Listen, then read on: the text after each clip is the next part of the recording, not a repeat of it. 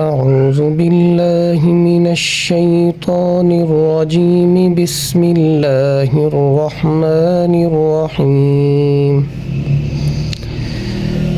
الحمد لله رب العالمين الرحمن الرحيم مالك يوم الدين صدق اللہ العظیم۔ اعوذ میں پناہ میں آتا ہوں، باللہ اللہ کی، کس کی پناہ میں آتا ہوں؟ اللہ کی، من الشیطان کس سے؟ شیطان سے، رجیم جو کیا ہے؟ مردود ہے۔ اب اس کا پورا ترجمہ کیا ہوگا؟ اعوذ باللہ من الشیطان الرجیم، میں پناہ میں آتا ہوں اللہ کی شیطان مردود سے۔ بسم اللہ الرحمن الرحیم، بسمی شروع کرتا ہوں، با کا یہاں مطلب ہے شروع کرتا ہوں، اسم اللہ اللہ کے نام کے ساتھ۔ اب بسم اللہ کا مطلب ہوگا شروع کرتا ہوں اللہ کے نام کے ساتھ۔ الرحمن جو بے حد مہربان ہیں، الرحیم اور رحم کرنے والے ہیں۔ بسم اللہ الرحمن الرحیم، شروع کرتا ہوں اللہ کے نام کے ساتھ جو بے حد مہربان اور نہایت رحم کرنے والے ہیں۔ الحمد تمام تعریفیں اللہ کے لیے ہیں، للہ اللہ کے لیے۔ حمد کہتے ہیں تعریف، اور حمد جو ہے یہ صرف اللہ رب العزت کی حمد و ثنا کے ساتھ خاص ہے۔ تو جہاں پر بھی حمد کا لفظ آئے گا اس کا مطلب ہے تعریف صرف اللہ کی ہوگی۔ الحمد للہ تمام تعریفیں اللہ ہی کے لیے ہیں، رب العالمین جو رب ہیں تمام جہانوں کے، ربی جو پالنے والے ہیں تمام جہانوں کے۔ الرحمن، اب یہ دو لفظ وہی آ گئے جو ہم نے تسمیہ میں جن کا ذکر کیا۔ الرحمن جو بے حد مہربان ہیں، الرحیم جو کیا ہیں؟ نہایت رحم کرنے والے ہیں۔ مالک یوم الدین جو مالک ہیں یوم اس دن کے، الدین جو جزا اور سزا کا ہے۔ اب اس کا مرادی معنی کیا ہوگا؟ مالک یوم الدین جو مالک ہیں جزا اور سزا کے دن کے۔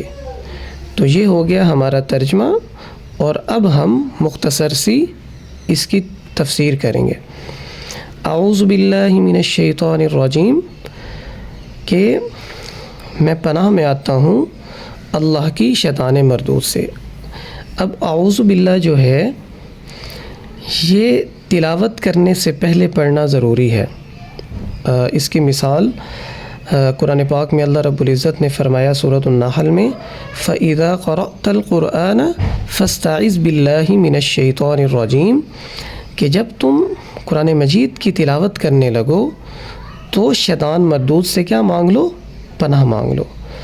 اور ہمیں انبیاء کرام کی زندگی سے بھی پتہ چلتا ہے کہ وہ بھی اکثر جو ہے جب کوئی کام کرتے تھے یا ان سے کوئی یعنی ان کو کوئی دشمن تنگ کرتا تھا یا ان کو شیطان بہکاوے کی کوشش کرتا تھا تو وہ بھی اللہ رب العزت کی پناہ میں آ جاتے تھے۔ مثال کے طور پر حضرت یوسف علیہ السلام کو جب زلیخا نے گناہ کی دعوت دی تو قرآن پاک میں آتا ہے سورہ یوسف میں، انہوں نے کیا کہا؟ معاذ اللہ، کہ میں کس کی پناہ میں آتا ہوں؟ اللہ کی پناہ میں آتا ہوں۔ اور اسی طرح حضرت موسیٰ علیہ السلام کا قصہ جو سورہ بقرہ کے اندر ہے کہ جب انہوں نے اپنی قوم کو کہا کہ اللہ رب العزت فرماتے ہیں کہ تم گائے ذبح کرو، تو انہوں نے کہا کہ کیا تم ہمارے ساتھ مذاق کرتے ہو؟ تو اس پر حضرت موسیٰ علیہ السلام نے کہا اعوذ باللہ ان اکون من الجاہلین، کہ میں تمہارے ساتھ ٹھٹا تو نہیں کرتا ہوں، میں تمہارے ساتھ مذاق نہیں کرتا ہوں، میں اللہ کا پیغمبر ہوں، نبی ہوں، میں اللہ کا پیغام تم تک پہنچا رہا ہوں۔ اگر میں تمہارے ساتھ ٹھٹا کروں، مذاق کروں، تو پھر تو میں نعوذ باللہ جاہلین میں سے ہوں گا، ان اکون من الجاہلین۔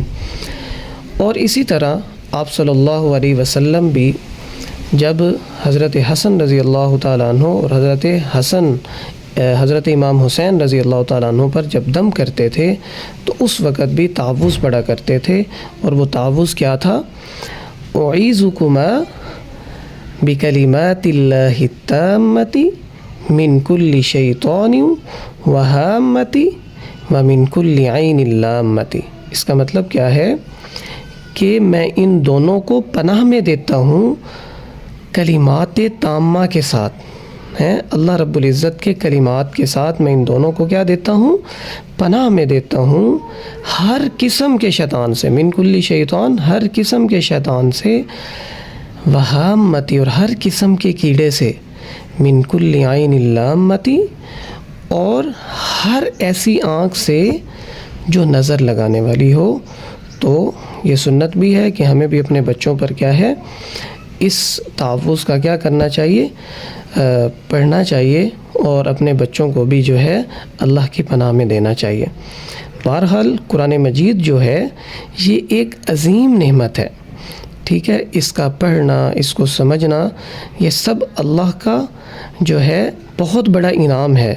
تو جب بھی انسان قرآن مجید سے استفادہ حاصل کرنا چاہتا ہے تو اس کے دو دشمن حائل ہوتے ہیں، ایک شیطان مردود، ٹھیک ہے، اور ہم اس تعوذ کے ذریعے سے شیطان مردود سے پناہ مانگتے ہیں، اور دوسرا اس تعوذ سے جو ہم یعنی حصار لگاتے ہیں وہ کس سے لگاتے ہیں؟ اپنے نفس سے۔ یعنی جس طرح شیطان انسان کا دشمن ہے، اسی طرح نفس بھی جو ہے اس کو بھی ہم دشمن کہہ سکتے ہیں، کہ یہ نیک کاموں کی طرف راغب نہیں ہوتا، یہ برے کاموں کی طرف تو بھاگ کر جاتا ہے، دوڑ کر جاتا ہے، لیکن نیک کاموں کی طرف راغب نہیں ہوتا، ٹھیک ہے۔ تو ہم اپنے نفس سے بھی پناہ مانگتے ہیں کہ وہ ہمیں برائی کی طرف راغب نہ کر دے، اور ہم اس نیک اور عظیم کام کو جو ہم نے شروع کیا ہے، ترجمہ اور تفسیر، یہ ہمارے راہ میں رکاوٹ نہ بن جائے، ٹھیک ہے۔ جیسے قرآن پاک میں آتا ہے ان النفس لامارۃ بالسوء، یہ جو نفس ہے یہ برائی کی طرف راغب کرتا ہے۔ اور پھر آپ دیکھیں کہ ایک غزوے سے جب آپ صلی اللہ علیہ وسلم واپس آئے تو انہوں نے صحابہ کو فرمایا کہ اے میرے صحابہ کی جماعت، ہم جہاد اصغر سے جہاد اکبر کی طرف لوٹے ہیں، کہ پہلے ہم نے کفار کے ساتھ جہاد کیا، اور اب ہم کس کے ساتھ جہاد کریں گے؟ اپنے نفس کے ساتھ۔ تو بہرحال جو ہے شیطان مردود سے بھی پناہ مانگنی ہے اعوذ باللہ پڑھتے ہوئے، اور اپنے نفس سے بھی پناہ مانگنی ہے کہ کہیں یہ ہمارے نیک کام میں کیا ہے، دراڑ واقعہ نہ کر دے، یا جو ہے رکاوٹ نہ بن جائے۔